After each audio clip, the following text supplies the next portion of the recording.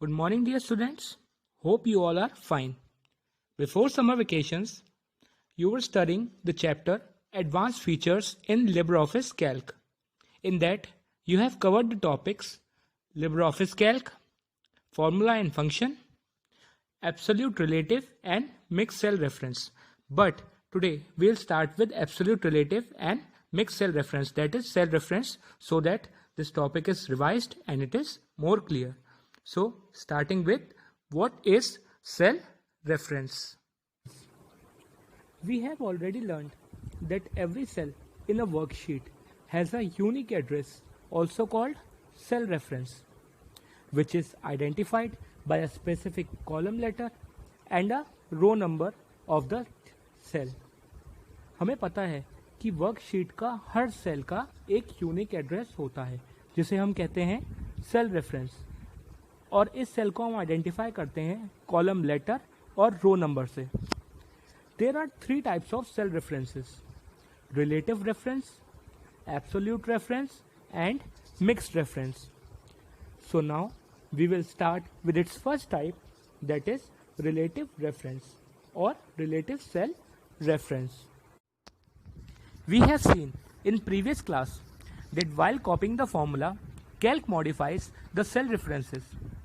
Calc use a technique called relative cell referencing. हमने देखा है कि जब भी कैल्क में कोई हम फॉर्मूला हमें कॉपी करना होता है तो कैल्क हमारा सेल रेफरेंस को मॉडिफाई कर देता है. इस टेक्निक को बोलते हैं रिलेटिव सेल रेफरेंसिंग.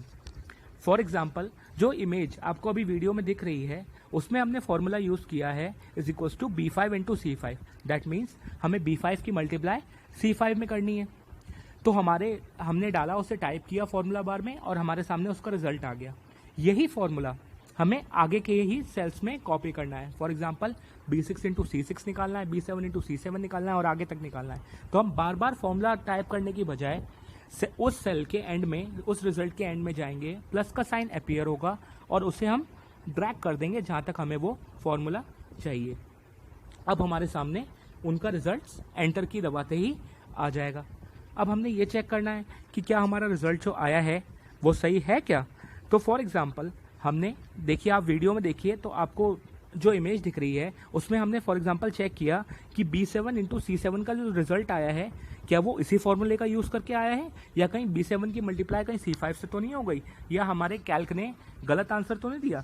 तो हमने जैसे ही आंसर पर क्लिक किया, जो उसका आंसर था 2,25,000, तो वहां पर ऊपर फॉर्मूला बार में, फंक्शन बार में फॉर्मूला अपीयर हो गया B7 इंटू C7. यही एग्जाम्पल है रिलेटिव सेल रेफरेंसिंग का. हमें बार बार फॉर्मूला कॉपी नहीं करना पड़ा, एक बार जो हमने फॉर्मूला लिखा वही पूरे में मॉडिफाई होके, सेल रेफरेंस मॉडिफाई होके कॉपी हो गया. This is known as relative cell absolute reference.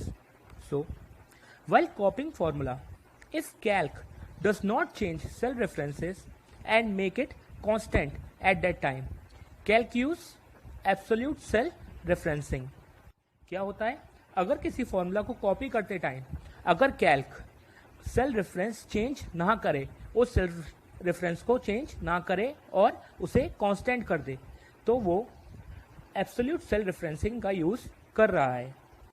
To specify absolute cell reference in a formula, we enter a dollar sign before any column letters and row numbers that you want to keep constant in formula you plan to copy.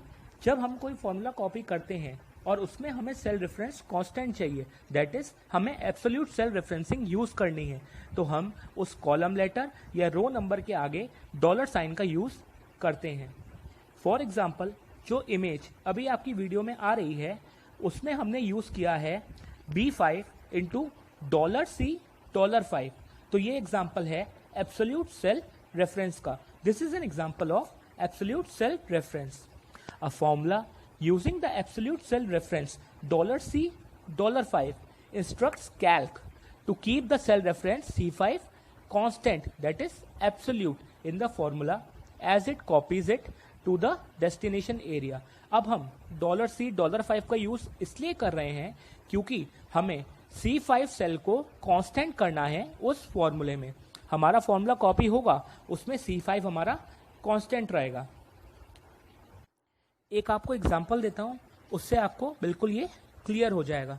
अब देखिए, जो आपकी video में image आ रही है उसमें हमने फॉर्मूले का यूज किया is equals to B5 into $C$5। तो हमने क्या कांस्टेंट कर दिया, C5।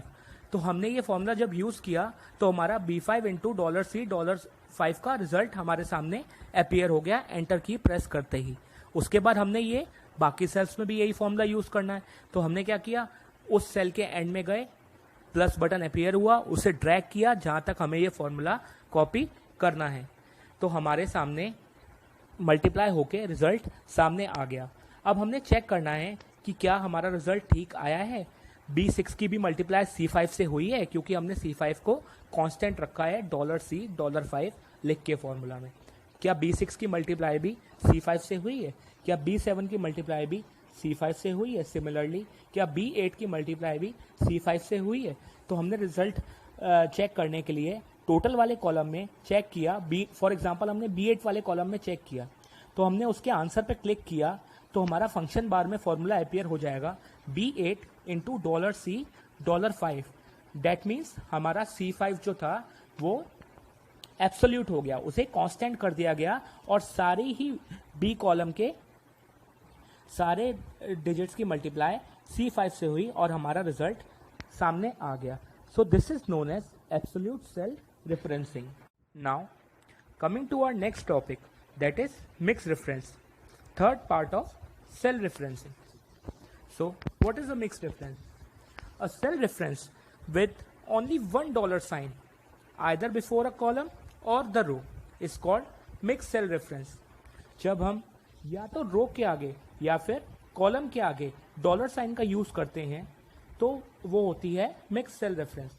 अगर एग्जांपल लें तो फॉर एग्जांपल हमारा सेल है C5, तो यहाँ पे C डिपिक्ट कर रहा है कॉलम को और 5 डिपिक्ट कर रहा है हमारा रो को।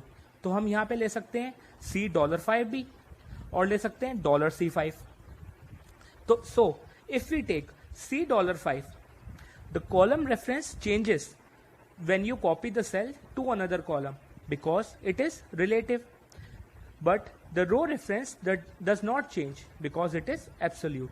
अगर हम एग्जांपल लेते हैं $5 का, तो हमारा डॉलर साइन 5 के इससे पहले है, तो मतलब हमारी रो जो हुई वो एब्सोल्यूट हो गई, तो वो चेंज नहीं होगी।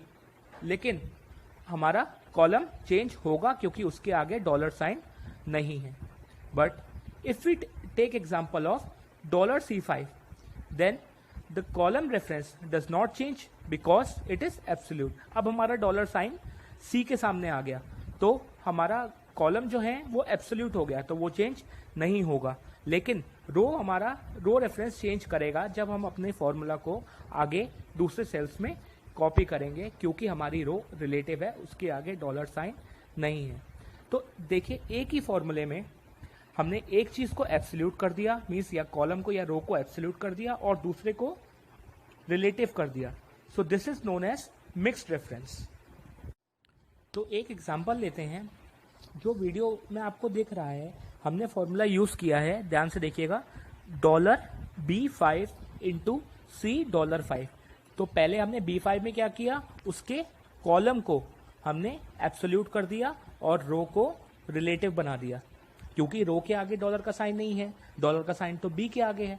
और नेक्स्ट मल्टीप्लाई उसकी करी $5 से, तो इसमें कॉलम जो है वो हमारा रिलेटिव रहा और रो हमारी फिक्स्ड हो गई। तो मल्टीप्लाई हुआ और उसका रिजल्ट आया सामने। अब हमने क्या किया, हमें ये फॉर्मूला आगे भी रोज में और कॉलम्स में कॉपी करना है नेक्स्ट में। तो हमने उसे उस सेल के एंड में क्लिक किया, प्लस साइन अपीयर हुआ और वहां तक ड्रैग कर दिया जहां तक हमें ये फॉर्मूला कॉपी करना है। तो अब हम देखेंगे हमारा आंसर मिक्स्ड रेफरेंस के हिसाब से ही आएगा। जो चीज़ हमने रिलेटिव रखी है वो चेंज होती रहेगी और जो चीज़ हमने एब्सोल्यूट रखी है वो फिक्स्ड रहेगी। तो आप आंसर चेक करेंगे जब, तो वो हमारे फॉर्मूला के अकॉर्डिंग होंगे। So this is what we called mixed cell reference. इसमें एक चीज़ को हम सेम एक फॉर्मूले में एक चीज़ को हम रिलेटिव बना सकते हैं और दूसरे को एब्सोल्यूट कर सकते हैं। तो एक ही फॉर्मूले में जब दोनों चीजें हों तो वो हो गया मिक्स्ड सेल रेफरेंस का example. So friends, that's all for today's class. In the next class we will learn about defining cell range, opening cell range, and using the cell range. Thank you and have a nice day.